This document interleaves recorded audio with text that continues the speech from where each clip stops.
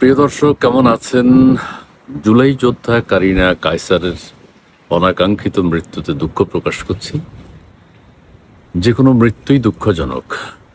জন্মিলেই মরিতে হবে, সবাইকে মারা যেতে হবে, পৃথিবী থেকে বিদায় নিতে হবে। সেই হিসাবে আমরা কেউ এই পৃথিবীতে থাকব না। কিন্তু জুলাই যোদ্ধা কারিনা কায়সারের মৃত্যু নিয়ে বিভিন্ন ধরনের আলোচনা হচ্ছে, সমালোচনা হচ্ছে, অনেককে দুঃখ প্রকাশ করতে দেখছি, আবার অনেকে একটু অন্যরকম কথাও বলছেন। কোনোটাই ঠিক না, কোনোটাই ঠিক না। কারিনা কায়সারের একটা ভূমিকার কারণে এখন অনেকে নেগেটিভ কথা বলছেন, সেটাও অ্যাভয়েড করা যায় না। আবার বাংলাদেশে হামে শিশুরা মারা যাচ্ছে, শত শত শিশু মারা যাচ্ছে। যারা এখন কারিনা কায়সারের পক্ষে কথা বলছেন, তারা এই শিশুদেরকে নিয়ে, শিশুদের বাবা মাকে নিয়ে কখনো কোনো কথা বলেন নাই। না সরকারের কেউ, না জুলাই যোদ্ধাদের কেউ, না জুলাই আন্দোলনের সাথে যারা জড়িত ছিল তারা কেউ, বরং এই হামরক্ষে তারা তাচ্ছিল্য করেছিল। আমি মোস্তফা সরোয়ার ফারুকের কথাটা উল্লেখ করতে চাই। মোস্তফা সরোয়ার ফারুকের স্ট্যাটাস দেখেছি, তিনি দুঃখ পেয়েছেন যে কারিনা কায়সারকে নিয়ে বিভিন্ন রকমের কথা হচ্ছে, এটা তিনি বরদাস্ত করতে পারছেন না বা তার ভালো লাগছে না। স্বাভাবিক, ভালো না লাগাই স্বাভাবিক, কিন্তু 5ই আগস্ট পরবর্তী সময়ে বাংলাদেশে যে ধ্বংসযজ্ঞ চলেছে, যে ন্যাক্কারজনক ঘটনা ঘটেছে, মোস্তফা সরোয়ার ফারুকি কি একটা কথা বলেছে? হামে যে শত শত শিশু মারা যাচ্ছে, মোস্তফা সরোয়ার ফারুকি কি একটা কথা বলছে? যারা এখন কারিনা কায়সারকে নিয়ে কথা বলছেন, বলুন, ঠিকই আছে, বলবেন, অবশ্যই বলতে হবে। কারিনা কায়সার অনাকাঙ্ক্ষিত মৃত্যুবরণ করে, তার বয়স 31 মাত্র। এটার জন্য আমরা সবাই দুঃখিত। এই প্রাণ চঞ্চল মেয়েটা এত দ্রুত চলে যাওয়াটা কেউ মেনে নিতে পারছে না, এটা খুবই স্বাভাবিক। কিন্তু পাশাপাশি এত শিশু মারা যাচ্ছে, 5 মাস বয়স, 6 মাস বয়স, যারা পৃথিবীতে জন্ম নিয়েছে, পৃথিবীর আলো বাতাস এখনো দেখতে পায়নি, তাদের বাবা মায়ের কোল খালি হয়ে যাচ্ছে, শত শত শিশুর। দীপ্তি চৌধুরীর একটা স্ট্যাটাস দেখলাম, তিনিও খুব দুঃখ পেয়েছেন। এই পৃথিবী কি কি বলেছেন কথাটা আমার মনে নাই, কিন্তু কারিনার মৃত্যুতে দুঃখ পেয়েছেন। আবার কেউ কেউ কারিনার মৃত্যুকে অন্যভাবে দেখছেন, সেটাতে দীপ্তি চৌধুরী খুব দুঃখ পেয়েছে। গত 1.5-2 বছরে যে বাংলাদেশে এত ধ্বংসযজ্ঞ চলেছে, তারা তো উল্লাস করেছে, মোস্তফা সরোয়ার ফারুকিরা উল্লাস করেছে, জুলাই যোদ্ধারা উল্লাস করেছে। কিন্তু উল্লাস প্রকাশ করুক এটা আমরা চাই না। কারণ মৃত্যু নিয়ে উল্লাস করাটা ঠিক না, উল্লসিত হওয়া ঠিক না, কারণ মৃত্যুতেই। কিন্তু সেটা বাংলাদেশে হয়ে আসছে। শুরুটা করেছিল কারা? ব্যাপকভাবে শুরু করেছে এই 5ই আগস্টের পর থেকে।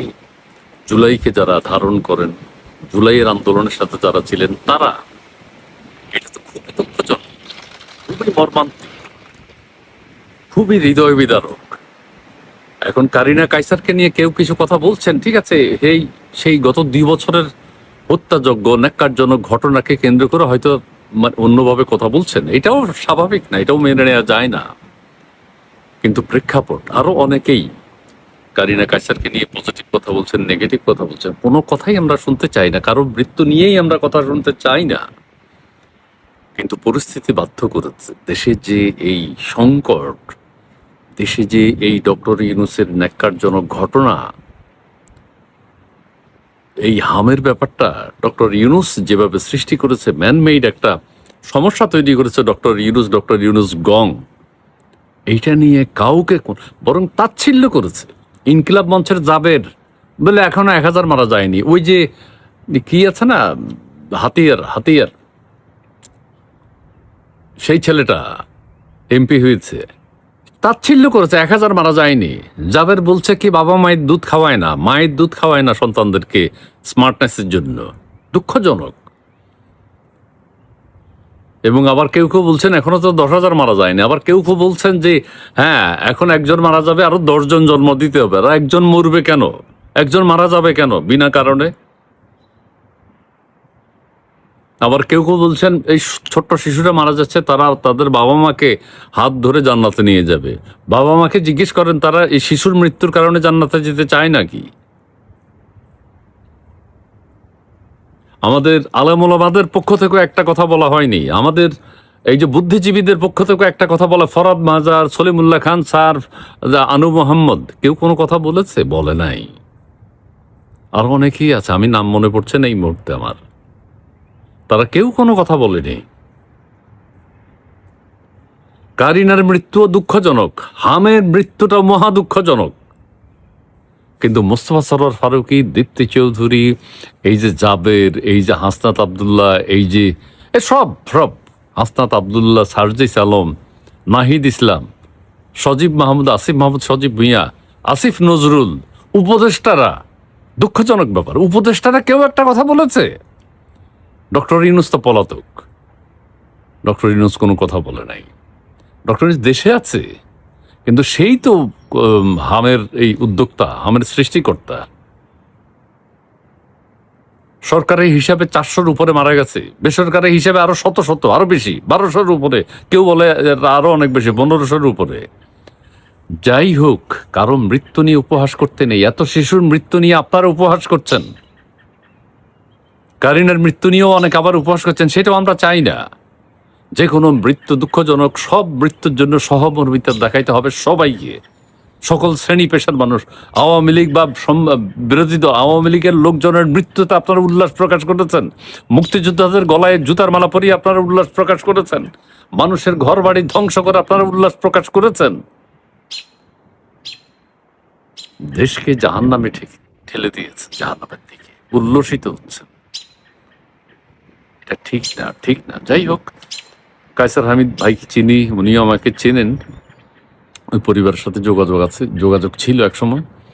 কিন্তু দুঃখজনক, এই যে তার তরতাজা মেয়েটি মারা গেলেন, বাবা মার আরো সচেতন হওয়া উচিত ছিল। মেয়েটা এত মুটিয়ে যাচ্ছেন কেন, সেটার জন্য চিকিৎসকের পরামর্শ নেওয়া উচিত ছিল, তার বডিতে কোনো প্রবলেম আছে কিনা সেটা দেখা উচিত ছিল। কিন্তু হঠাৎ করে ধরা পড়েছে মনে হয়, হঠাৎ করে মেয়েটা জ্বরে আক্রান্ত, এরপরে হাসপাতালে নিল, তাকে আইসিইউতে নিতে হলো। তার মানে দীর্ঘদিন যাবৎ সে অসুস্থ। কি খাবার খায় সেদিকেও দেখতে হবে। দর্শকদের, আপনাদেরকে প্রিয় দর্শক বলছি, অনুরোধ করছি, আমরা সবাই আমাদের সন্তানদেরকে যাতে জাঙ্ক ফুড না খায় সেটা থেকে বিরত রাখি। অতিরিক্ত গো মাংস, অতিরিক্ত ইলিশ মাছ, অতিরিক্ত খাসির মাংস, মুরগির মাংস যাতে না খায়, আমরা যাতে ন্যাচারাল খাবার খাই, সেদিকে সবাই একটু খেয়াল রাখবেন। যাই হোক, কারিনা মেয়েটা এত দ্রুত তার ইন্তেকাল করাটা, এটা আমরা ভালোভাবে দেখিনি, কিন্তু পাশাপাশি এটা ভাবতে হবে, দেশে হামে আক্রান্ত হয়ে এত শিশু মারা যাচ্ছে,